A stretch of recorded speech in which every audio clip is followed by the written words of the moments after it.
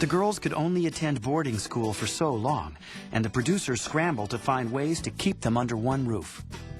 Blair and Joe graduated and ended up living with Mrs. Garrett by choice, because this was their family.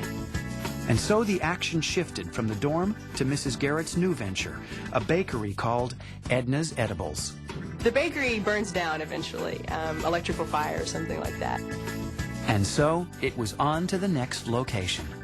So enter over our heads, where they sold things like lava lamps and inflatable palm trees and all manner of weird 80s pop culture stuff.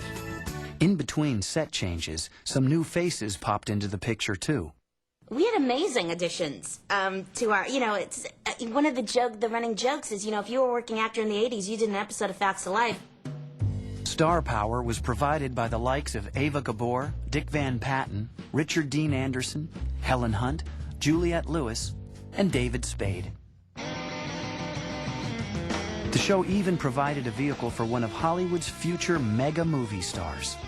We had George Clooney come on, and George Clooney had attitude, and he was a guy's guy, and, he mixed it up a bit. We all had crushes on George. And what people forget is that, he was there for 2 seasons. He was there for 2 years. He had an interesting relationship with the girls and the younger boy, Andy, that was on the show at that time.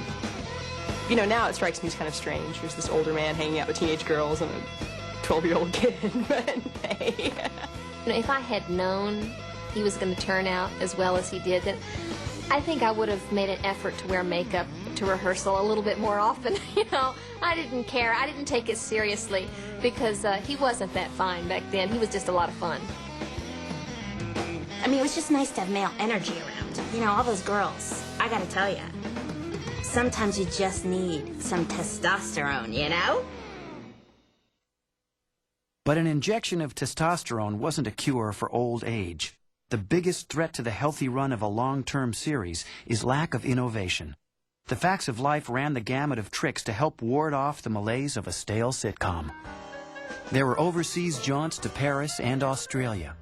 A new young character was added when Mackenzie Aston arrived as errand boy Andy Moffat. Former rock stars attempted to drum up excitement when Jermaine Jackson and El DeBarge hit the scene. Even old-school idols such as Fabian and Bobby Rydell popped by to shake things up.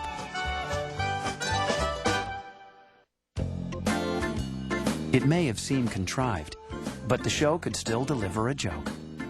Would the laugh track continue without the woman who had started it all?